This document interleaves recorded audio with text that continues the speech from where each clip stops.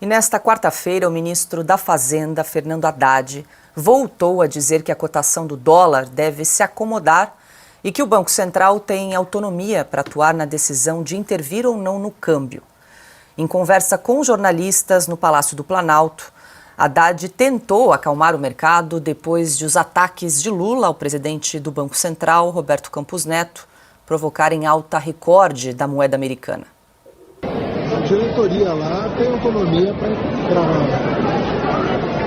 atuar quando entender conveniente. Não existe outra orientação. Minha análise é que o câmbio vai acomodar. Essa é a minha análise. Diante de quê? O que é que vai levar o câmbio a acomodar? Na opinião do senhor, nessa sua análise? Tudo que nós estamos fazendo e entregando. E os compromissos do presidente. Haddad garantiu ainda que Lula tem compromisso com a responsabilidade fiscal.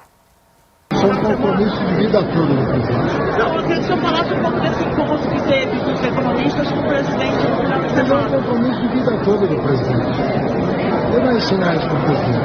Está no 10º ano de governo. Piotr, começamos com você. Chama a atenção o ministro da Fazenda, Fernando Haddad, quando questionado ali pelo jornalista, ele disse que o câmbio vai se acomodar ali, falando em relação à moeda, ao dólar que disparou. E aí o jornalista pergunta, mas como vai se acomodar? Aí ele responde, por causa de tudo que nós estamos fazendo, mas ele não consegue apontar uma medida. Ele simplesmente diz que tudo que estamos fazendo, entregando os compromissos do presidente, mas não consegue enumerar uma medida única. É a história dos 10 anos do Lula. Né? Isso. Duas coisas principais. Se ele tem que vir a público para dizer o óbvio, que o Banco Central tem autonomia para intervir ou não no câmbio, que o compromisso do governo deveria ser de responsabilidade fiscal, então quer dizer que o Banco Central está sob pressão, ataques pessoais do presidente ao presidente do Banco Central, que ele sequer cita o nome, numa deselegância presidencial como nunca antes vista, e porque, obviamente, o governo não tem compromisso fiscal, os números estão aí. O próprio ministro Haddad não é exatamente o ministro da Fazenda, ele é o arrecadador-geral da República, porque tenta arrecadar para tentar fechar contas que cada vez mais crescem. Tanto que eu falei aqui em maio, houve uma arrecadação recorde por mês e nem assim você consegue reduzir o tamanho da dívida do governo. Essa é a primeira coisa. A segunda é que o ministro Haddad, e lamentavelmente, mas o ministro Haddad demonstra claramente que ele não tem nenhuma autoridade intelectual sobre o presidente da República. E eu preciso fazer uma comparação, porque é uma questão de justiça, com o que era o governo Bolsonaro e o ministro Paulo Guedes. O preparo do Paulo Guedes em economia é um, do ministro Haddad é outro, e não vamos comparar coisas que são tão diferentes assim, mas vamos lá. O Bolsonaro, quando presidente, vez ou outra também fazia alguma menção, alguma citação que era absurda e que reagia muito mal ao mercado financeiro. Aquilo durava 2, 3 horas, porque o ministro Paulo Guedes saía da sala dele e ia para o Palácio do Planalto explicar ao presidente. Bom, resolvia-se no mesmo dia. Quando não, no máximo no dia seguinte. O presidente Bolsonaro tinha a humildade de reconhecer que não conhecia a economia e voltar atrás.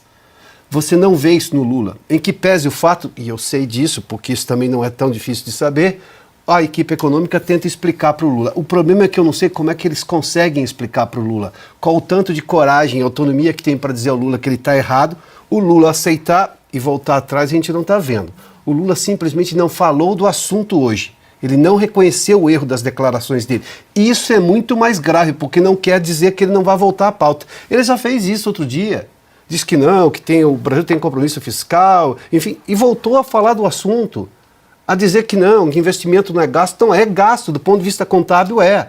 A questão é, o momento não permite. E qual é a solução do governo? Nenhuma. E a gente viu um ministro que não tem o que dizer. Ele não tem ali medidas a anunciar. Por quê? Porque ele não tem essa autonomia, depende do presidente Lula autorizar. Agora, o presidente Lula está em que Nárnia? Porque não está no Brasil, nem no planeta Terra, nem no tempo em que vivemos. Ele é desconectado do mundo em que vivemos e do Brasil em que estamos. É uma coisa simples de se ver. Não é porque é simples, é que não seja grave. É muito grave, mas essa é a realidade. Ô Silvio, hoje o ministro Haddad disse que o valor do dólar vai se acomodar. Ontem ele atrelou aí a disparada da moeda americana. É um problema, uma falha de comunicação, né? Usou inclusive a palavra ruído para justificar a disparada do dólar. Diga, Piotr. Silvio, só um momentinho. Quando o ministro diz que o dólar vai se acomodar, ele deixa muito claro que a razão do dólar, como a gente está dizendo aqui há muito tempo, ter subido essa disparada não é por razões do problema dos juros americanos. O tamanho da disparada é das bobagens que o presidente disse. Se ele parar de falar, o mercado começa a tirar as bobagens e vai, de alguma forma, reduzir o valor. Porque essa especulação não é uma especulação, é uma reação do mercado ao que o Lula disse. Se ele parar de dizer e o governo começar a mostrar que realmente tem alguma preocupação fiscal e de não intervencionismo no Banco Central, claro que volta. Mas o governo é a fonte do problema, então que seja da solução também. Desculpa, Silvio, só para complementar. Não, olha, o meu ponto é o seguinte, o Fernando Haddad, cada vez que eu olho para o ministro da Fazenda, que deveria ser, pelo menos deveria ser, o ministro mais importante do governo, deveria ser aquela voz lúcida, que joga luz, mas não é. Ele dá esse tipo de resposta. O presidente Lula sempre teve compromisso, é o compromisso de vida dele. Nós acabamos de ouvir essa frase.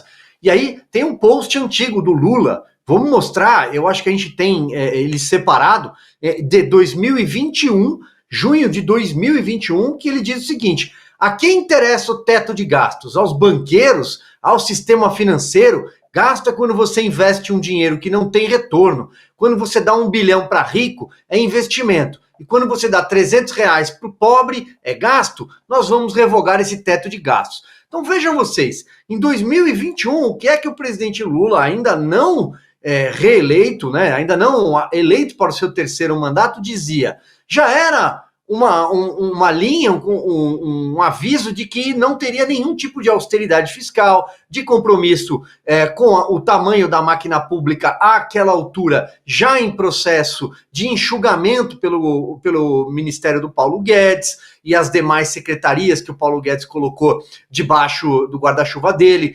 desburocratização, a questão das privatizações. Não, o recado era esse. Antes de entrar no governo, ele foi lá e conseguiu aprovar uma proposta de emenda à Constituição que foi apelidada em Brasília de PEC do estouro. Vocês se lembram? Ou seja, ele já chegou com cheque em branco, ele já chegou colocando o pé na porta. Agora, o ano, até uma semana, 2, não sei, mas até outro dia, vamos usar um português mais fácil de compreender. Até outro dia, ele dizia a mesma coisa. Tem que separar a questão porque investimento e gasto, ele não, enfim, ele dá todos esses sinais. Aí ele, num dado momento, depois que a coisa se complica, porque o dólar não para de subir, né? O dólar segue aí ladeira acima, vamos dizer assim, ele resolve aparecer numa quarta-feira, como foi, acho que foi hoje essa fala do Lula, ou foi ontem, não sei, e dizer que não, que agora ele tem compromisso com o gasto público, que agora as coisas serão diferentes. Bom, vamos esperar, como disse o Piotto, mas tudo indica que ele é quem ele sempre foi. Então fica muito difícil para o mercado acreditar, para o empresário acreditar e para o eleitorado entender que foi enganado.